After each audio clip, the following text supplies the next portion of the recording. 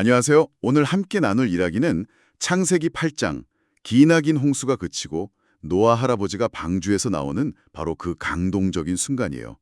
할아버지의 목소리로 먼저 이야기를 들어볼게요. 조이야, 방주 밖 세상은 온통 물바다였어. 배 안에 있는 노아와 가족들은 얼마나 무섭고 답답했을까. 하지만 하나님은 노아와 방주에 탄 모든 동물들을 절대로 잊지 않으셨단다. 하나님이 바람을 불게 하시니까 물이 조금씩 줄어들기 시작했어. 마침내 방주는 아라랏이라는 높은 산 꼭대기에 턱 하고 걸려 멈췄단다. 노아는 물이 얼마나 빠졌는지 궁금해서 창문을 열었어. 먼저 까마귀를 날려보냈는데 까마귀는 쉴 곳을 찾지 않고 이리저리 날아다니기만 했어. 그래서 이번에는 비둘기를 날려보냈단다. 비둘기는 발 디딜 곳이 없어서 다시 방주로 돌아왔어. 노아는 비둘기를 따뜻하게 받아주었지.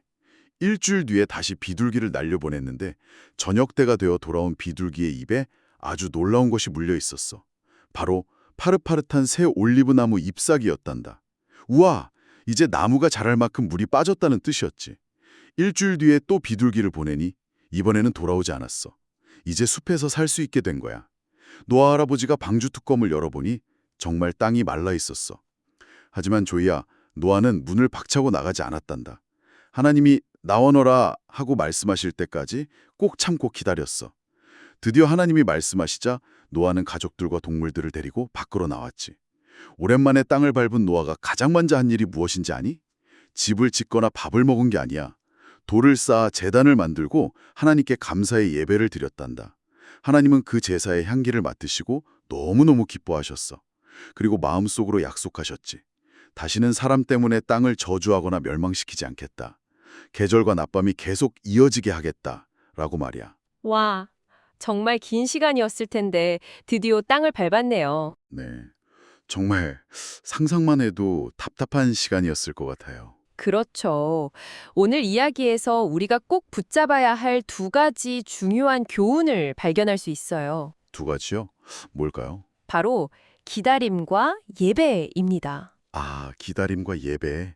맞아요. 그럼 먼저 기다림에 대해서 한번 이야기 나눠볼까요? 네, 좋아요. 오늘 이야기의 시작이 하나님이 노아를 기억하사라는 말로 시작하잖아요. 맞아요. 근데 이게 하나님이 깜빡 잊고 계시다가 맞다, 노아 이렇게 생각하셨다는 뜻은 절대 아니겠죠. 그럼요. 아하, 그런 뜻이 아니고요. 처음부터 끝까지 모든 과정을 다 지켜보고 계셨다는 의미예요. 여기서 기억하셨다는 말이 히브리어 원어로는 자카르라고 하거든요. 자카르요? 네, 근데 이게 그냥 머릿속으로 생각하는 그런 기억이 아니에요. 뭔가 내가 너를 도와주기 위해 이제 행동을 시작하겠다는 아주 강력하고 적극적인 뜻이 담겨 있어요. 와, 정말 든든한 말이네요. 그냥 잊지 않으셨다는 걸 넘어서서 이제 구해주시려고 움직이기 시작하셨다는 거군요. 바로 그거죠. 우리가 힘들고 외로워서 하나님 저를 잊으신 건 아니죠? 하고 느껴질 때가 있잖아요. 네, 있죠. 바로 그럴 때에도 하나님은 우리를 자카르 하고 계시다는 거예요. 우리를 구하기 위해 입이 일하고 계시다는 뜻이니까요. 그렇구나. 정말 큰 위로가 되네요. 그리고 또 하나의 기다림. 바로 노아 할아버지의 인내심도 정말 대단해요. 맞아요. 저는 그 부분이 정말 대단하다고 느꼈어요. 땅이 마른 걸 자기 눈으로 직접 봤잖아요. 네. 비둘기도 안 돌아왔고 뚜껑을 열어보니까 땅이 보였는데도 말이죠. 그런데 바로 뛰쳐나가지 않고 하나님의 나가라 하시는 말씀을 거의 2달 가까이 더 기다렸어요. 세상에 2달이나요? 와, 저는 정말 하루도 못 참고 그냥 나갔을 것 같은데요. 그렇죠. 이게 바로 내 생각보다 하나님의 말씀을 더 중요하게 여겼다는 증거인 거죠. 아, 내 눈으로 보기에는 다 된 것 같아도 하나님의 때를 기다리는 믿음? 네, 우리도 기도가 빨리 이루어지지 않는 것 같을 때 노아처럼 하나님의 시간은 언제나 가장 정확해 이렇게 믿고 기다리는 마음을 배울 수 있겠어요. 정말 그러네요. 자, 그럼 이제 두 번째 주제인 예배로 넘어가 볼까요? 네, 노아가 방주에서 나오자마자 가장 먼저 한 일이 예배였다는 점. 이게 정말 인상 깊어요. 맞아요. 보통 그러면 막 집부터 짓거나 뭐 먹을 거부터 찾거나 그럴 법도 한데 말이죠. 그렇죠. 1년 넘게 갇혀 있었으니까요.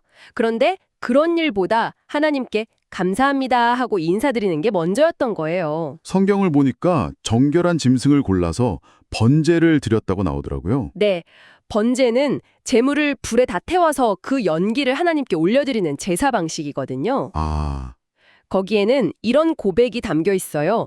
저를 살려주셔서 정말 감사합니다. 제 생명도 제 모든 것은 다 하나님의 것입니다. 모든 것이 하나님의 것이라는 고백이군요. 그런데 여기서 정말 중요한 연결고리를 하나 발견할 수 있어요. 중요한 연결고리요? 하나님이 노아가 드린 이 제사의 향기를 기쁘게 받으셨다고 했잖아요. 네, 너무너무 기뻐하셨다고. 사실 이 장면은요, 아주 먼 훗날 우리를 위해 십자가에서 돌아가실 예수님을 미리 보여주는 그림과 같아요. 아, 그러고 보니 에베소서에 예수님이 우리를 위해서 향기로운 제물이 되셨다는 말씀이 나오죠. 맞아요. 바로 그거예요. 하나님이 기뻐하신 건 동물을 태우는 그 냄새 자체가 아니었던 거죠. 그럼 뭐였을까요? 그 제사 속에 담겨 있는 노아의 순종과 사랑하는 마음, 그리고 더 나아가서 장차 이 땅에 오실 예수님의 희생을 미리 보셨기 때문이에요. 와, 하나님은 그 제사 하나를 통해서 예수님까지 내다보신 거군요. 정말 놀랍네요. 그렇죠. 그리고 하나님은 그 예배를 받으시고 다시는 홍수로 세상을 멸망시키지 않겠다고 약속해 주셨어요. 네, 이것처럼 우리의 예배가 하나님의 마음을 움직이는 힘이 있는 거예요. 오늘 노아의 이야기를 통해서 기다림과 예배라는 정말 귀한 두 가지 보물을 발견했어요. 네. 여러분은 오늘 무엇을 결심했나요?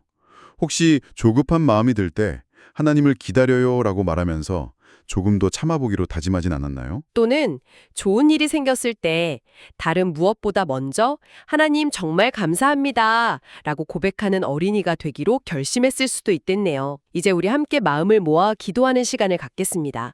사랑하는 하나님 아버지, 캄캄한 방주 속에 있던 노아를 잊지 않고 기억해 주셔서 감사합니다. 저도 힘들고 외로울 때 하나님이 저를 기억하고 계신다는 것을 믿고 용기를 낼게요. 노아 할아버지가 땅이 마를 때까지 꾹 참고 기다린 것처럼 저도 하나님의 시간을 기다릴 줄 아는 믿음을 주세요. 그리고 방주에서 나오자마자 예배를 드린 것처럼 저도 공부나 놀기보다 하나님을 먼저 찾는 어린이가 되겠습니다. 저를 위해 향기로운 제물이 되어주신 예수님의 이름으로 기도합니다. 아멘. 하나님은 노아의 제사를 받으시고 다시는 물로 심판하지 않겠다는 약속의 표시로 하늘에 아주 예쁜 것을 걸어주셨어요. 알 것 같아요. 알록달록 일곱빛깔 무지개인데요. 다음 시간에는 바로 그 아름다운 약속에 대한 이야기를 함께 나눠볼게요.